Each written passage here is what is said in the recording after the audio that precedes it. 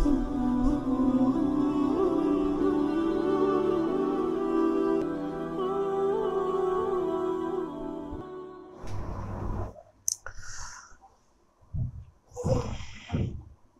बिल्लाहि मिनश शैतानिर रजीम बिस्मिल्लाहिर रहमानिर रहीम या अय्युहल्लज़ीना आमनू ला तअकुलू अमवालकुम बैनकुम बिल बातिल इल्ला अन तकूना तिजारतन अन तराज़िम मिनकुम वला तक़्तुलू अनफुसकुम इन्नल्लाहा काना बिकुम रहीमा वमन यफ़अल ज़ालिका उद्वाना व ज़ुल्मन फ़सौफ़ नुस्लीहि नारा व काना ज़ालिका अलल्लाहि यसीरा। सदक़ल्लाहुल अज़ीम। मुअज़्ज़ज़ हाज़िरीन मजलिस, फ़र्ज़ंदान तौहीद, दोस्तों, बुज़ुर्गों, भाइयों,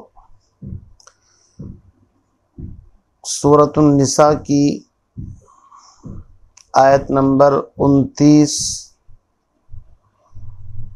और आयत नंबर 30, दो आयतें इस वक्त आप हजरात के सामने तिलावत की हैं। आप हजरात बखूबी वाकिफ़ हैं कि इस सूरत में इस्लाह माशरा और इंसानी ज़िंदगी, मामलात, माशरत, तमद्दुन, अखलाक, बहुत सारी चीज़ें जो माशरे की इस्लाह से मुताल्लिक़ हैं, उनका तज़किरा इस सूरत के अंदर आप हज़रात के सामने चल रहा है। दरमियान में 3 आयतें आई थी, उनका तर्जुमा भी हो चुका। युरीदुल्लाहु लियुबय्यिन लकुम व यहदियकुम सुननल लज़ीना मिन क़ब्लिकुम। अब यहाँ से फिर ईमान वालों को वो हिदायतें दी जा रही हैं कि जिन पर अमल पैरा होने के बाद इंसानी माशरा एक बेहतरीन माशरा बन जाता है, एक ऐसी सोसाइटी वजूद के अंदर आती है जो हर तरह से पुरअमन, हर तरफ से चैन और सुकून, आफियत और आपस में एक दूसरे से हमदर्दी, मोहब्बत, मवद्दत, उल्फत। कुरान पाक ने अपने नुज़ूल ही के दिन से लोगों की इस्लाह का और लोगों के अंदर जो अक़ीदे का, अमल का बिगाड़ था, उसकी इस्लाह का काम शुरू किया। चुनांचे फरमाया, या अय्युहल्लज़ीना आमनू, ए ईमान वालो, ला ताकुलू अमवालकुम बैनकुम बिल बातिल, मत खाओ माल एक दूसरे के आपस में ना हक। ला ताकुलू अमवालकुम बैनकुम बिल बातिल। आप जानते हैं कि कहीं पर खिताब या अय्युहन नास से किया जाता है, कहीं पर या अय्युहल्लज़ीना आमनू से, और कहीं पर या अहलल किताब, और कहीं पर या बनी इसराइल। ये कुरान पाक में मुख्तलिफ इस तरह के अल्फाज, जब या अय्युहल्लज़ीना आमनू कहा जाता है तो इससे वो हजरात जो कुरान पाक के अव्वलीन मुखातब हैं, हजरात सहाबा, चूँकि वो ईमान का मयार हैं, और फिर क़यामत तक आने वाले तमाम इंसान उन्हीं के ताबे होकर वो भी इस खिताब के अंदर शामिल होते हैं। तकरीबन कुरान मुक़द्दस में 88 मकाम पर या अय्युहल्लज़ीना आमनू के ज़रिए से अल्लाह ने खिताब फरमाया है। फरमाया, ए ईमान वालो, ला ताकुलू, मत खाओ।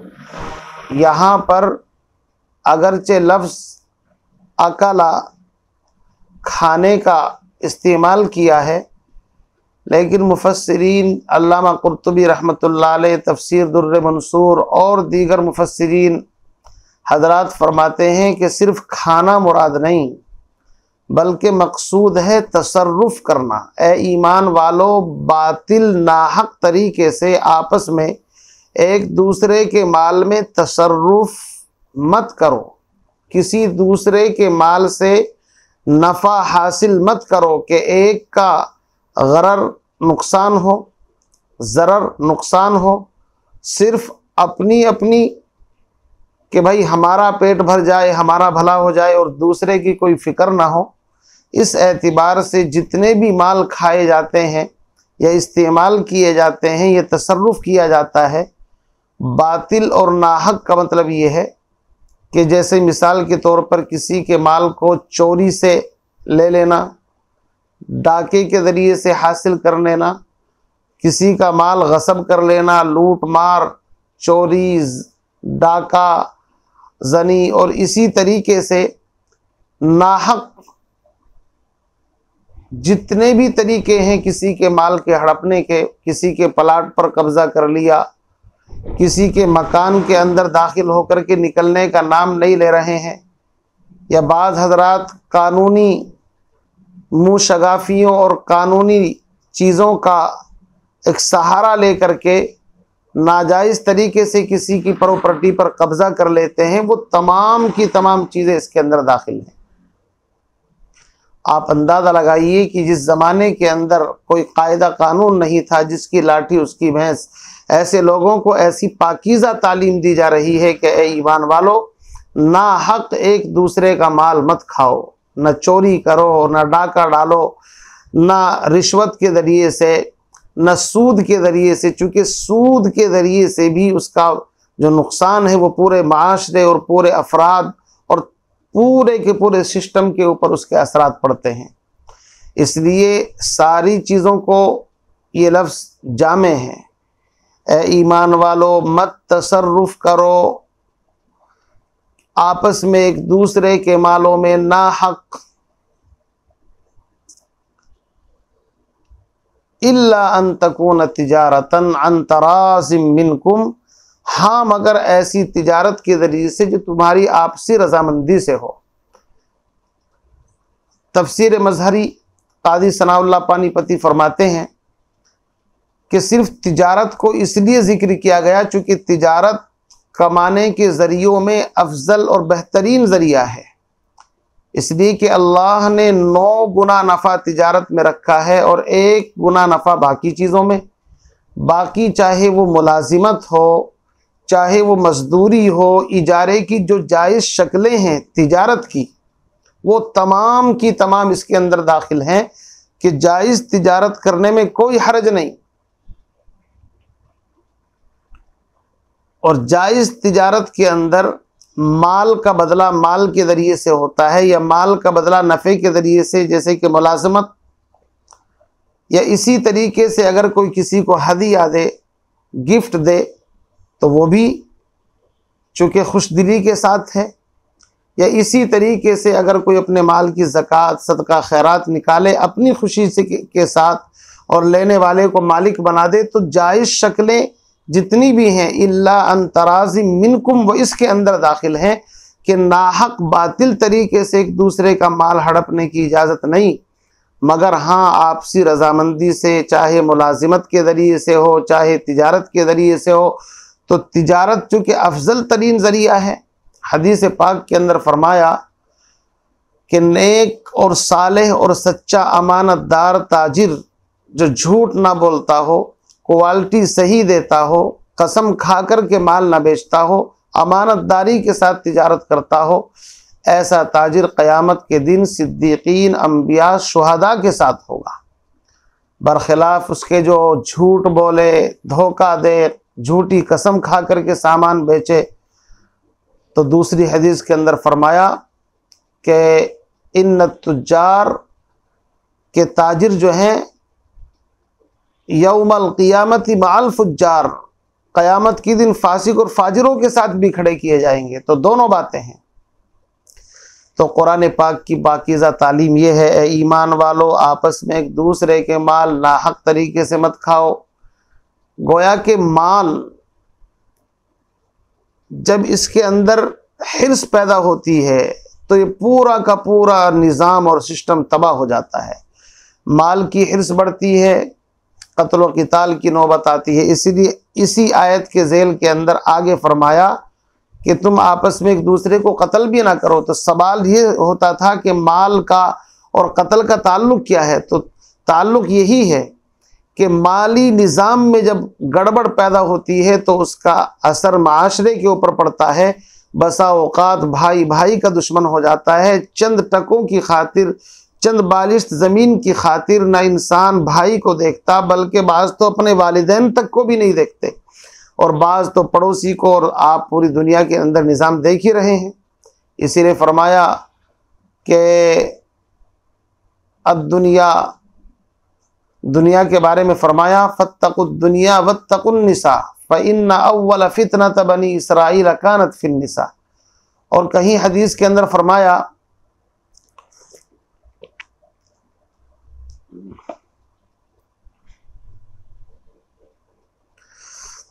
कि मेरी उम्मत का फितना माल। इसीलिए नबी अलैहिस्सलातु वस्सलाम ने इरशाद फरमाया था व हुर्मतु मालिही का हुर्मति दमी। इंसान के माल की इज्जत और एहतराम ऐसी ही है जैसा कि इंसान की जान की। तो फरमाया बातिल तरीके से मत खाओ, मगर हाँ आपस की रजामंदी से। आपस की रजामंदी से कहते जब ये आयत नादिल हुई तो एक सहाबी दूसरे सहाबी के यहाँ खाना खाने में भी दिक्कत महसूस करने लगे कि कहीं इसकी पता नहीं रजामंदी है या नहीं। तो कुरान पाक की सूरह नूर की आयत आई है, उसके अंदर आएगा, उसके ज़रिए से मनसूख हो गया।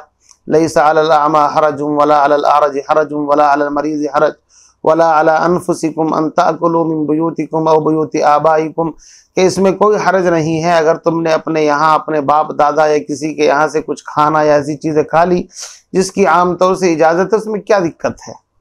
औरतें आपस में एक दूसरे से रोटियों का तबादला कर लेती हैं, हालांकि किसी का पेड़ा बड़ा किसी का छोटा है, तो उसमें आपसी रजामंदी होती है, कोई दिक्कत नहीं।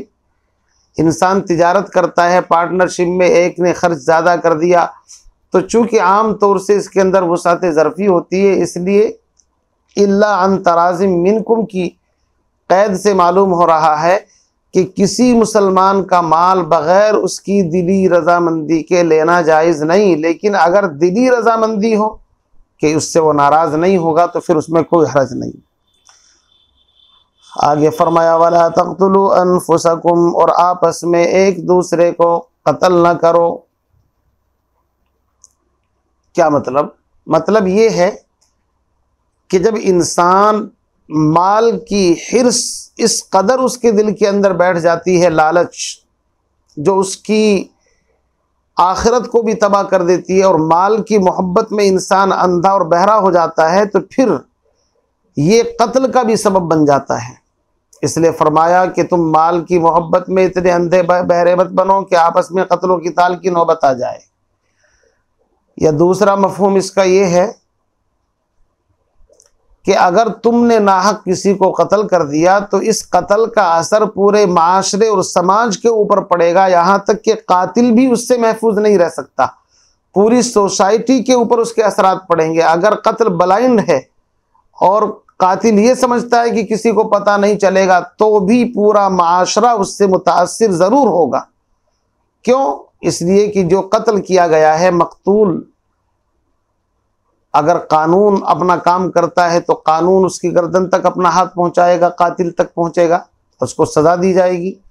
वरना मकतूल के जो वरासा हैं वो उसके इंतकाम लेने के चक्कर में पड़ जाएंगे, और शक और शुबे के अंदर पता नहीं कहाँ कहाँ तक इंसान आ जाता है, तो पूरा का पूरा निज़ाम ख़राब हो जाता है।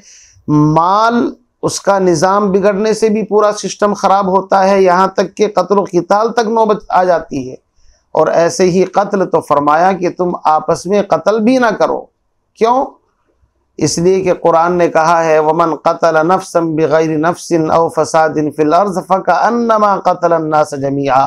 नाहक किसी एक इंसान को कत्ल करना ऐसा है जैसे पूरी इंसानियत को कत्ल कर दिया हो, चाहे वो कोई भी हो, किसी को कत्ल करने की इजाज़त नहीं है। और चूँकि सब के सब आदम अलैहिस्सलाम की औलाद हैं, चाहे ईमान वाला हो चाहे गैर ईमान वाला हो, इसलिए उसको कत्ल करने का किसी को हक ही नहीं है। सब आदम अलैहिस्सलाम की औलाद हैं। बाप सबका एक, माँ सबकी एक, किसी एक को कत्ल करना पूरी इंसानियत को कत्ल करना है, पूरी ज़मीन को फितनों से भरना है। इसलिए फरमाया वला तक़्तुलू अनफुसकुम। और बाद हजरात ने इससे इस्तिदलाल किया है कि इसका मतलब यह है अपनी जानों को कत्ल मत करो, यानी खुदकुशी मत करो। हालांकि वो कुरान पाक की दूसरी आयत में भी खुदकुशी का जिक्र आ चुका है कि खुदकुशी जायज़ नहीं है।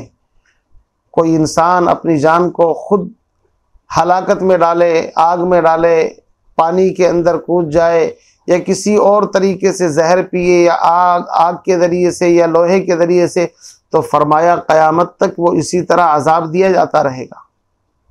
बल्कि जहन्नम के अंदर भी उसके साथ यही मामला होगा कि वो इसी तरीके से अपने आप को तकलीफ पहुंचाता रहेगा। तो बाज़ हज़रात ने वला तक़्तुलू अनफुसकुम का मतलब ये लिया है कि खुदकुशी मत करो, अपनी जान की हिफाजत करो। ये जान अमानत है, और अमानत जिसकी अमानत है ये उसका हक है। हज़रत अम्र इब्न अल-आस रज़ी अल्लाह तआला अन्हु ने इसी आयत से इस्तिदलाल किया था। ग़ज़वा ज़ातुस सलासिल के अंदर सख्त सर्दी का वक्त था। पैगम्बर अलैहिस्सलाम ने हज़रत अम्र इब्न अल-आस को रवाना किया, इनके साथ और भी इनके रुफ़ाक़ा थे। तो सर्दी की रात में सहाबी रसूल को एहतलाम की हाजत पेश आ गई।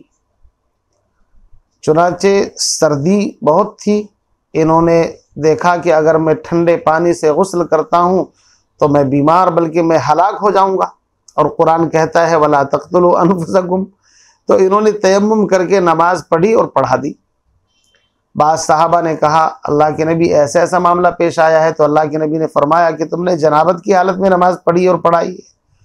कहने लगे अल्लाह के नबी मुझे अपनी जान बचाने की फिक्र थी, सर्दी इतनी सख्त थी, मैं अगर नहाता तो हलाक हो जाता। और यही आयत पढ़ी वला तक़्तुलू अनफुसकुम कि कुरान तो कहता है अपने आप को कत्ल मत करो, तो मैं अगर नहाता तो सख्त सर्दी के अंदर हलाक हो जाता। पैगम्बर अलैहिस्सलातु वस्सलाम मुस्कुराए और दरगुजर फरमा दिया। मेरे अजीज़ भाइयों, इंसान की जान की हिफाजत, इंसान के माल की हिफाजत बहुत ज़्यादा है। इसीलिए हदीस आपने सुनी होगी, जो शख्स अपने माल की हिफाजत करते हुए मर जाए वो शहीद, शहादत का दर्जा उसको दिया गया है। तो इस्लाम में जान की हिफाजत, माल की हिफाजत बहुत ज़्यादा है। बग़ैर बात के किसी मक्खी मच्छर किसी भी चीज़ को तकलीफ़ पहुँचाने की इजाज़त नहीं। इंसान तो अशरफुल मखलूक है। फरमाया वमन यफ़अल ज़ालिका इन्नल्लाह कान बिकुम रहीमा। अब आगे फरमाया कि तुम इन पाबंदियों को अपने ऊपर ये मत समझना कि खामखा की पाबंदी लाद दी हमारे ऊपर। फरमाया असल में मैं तुम पर रहीम हूँ, मेहरबानी करना चाहता हूँ। तो जैसे मुशफ़िक माँ बाप या मुशफ़िक उस्ताद या मुशफ़िक पीर अपने छोटों के लिए जो कुछ तजवीज़ करता है उसके पीछे सरासर खैर, हमदर्दी, मोहब्बत का जज्बा होता है। तो तुम ये समझना कि छोटी छोटी बातें हमको बताई जा रही हैं। कभी कहा जाता है यतीम का माल मत खाना, कभी कहा जा रहा है कि 4 से ज़्यादा औरतों से शादी नहीं करनी, कभी कहा जा रहा है कि महर खुशदिली से अदा करना, कभी कहा कि ये औरतें तुम पर हराम हैं, ये हलाल हैं। ये जो छोटी छोटी और बड़ी बड़ी बातें हमें बताई जा रही हैं, कहीं तुम ये ना सोचो हमारी आज़ादी में खलल डाला जा रहा है और हमें पाबंदियों में जकड़ा जा रहा है। फरमाया नहीं मेरे बंदो, इन्नल्लाह कान बिकुम रहीमा, अल्लाह तुम पर चूँकि मेहरबान है इसलिए वो तुम्हारी भलाई चाहता है ताकि तुम जहन्नम से बचो।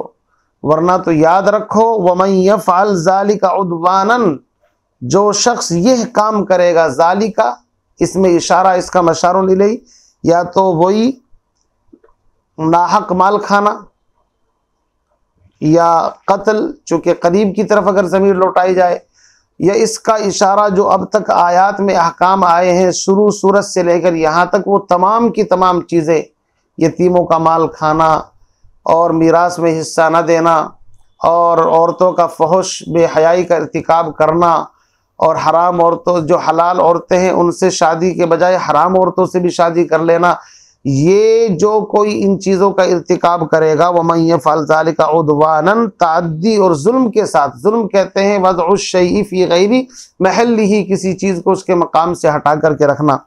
फरमाया फसौफ नुस्लीही नारा, अन करीब हम उसको जहन्नम की आग में डाल देंगे।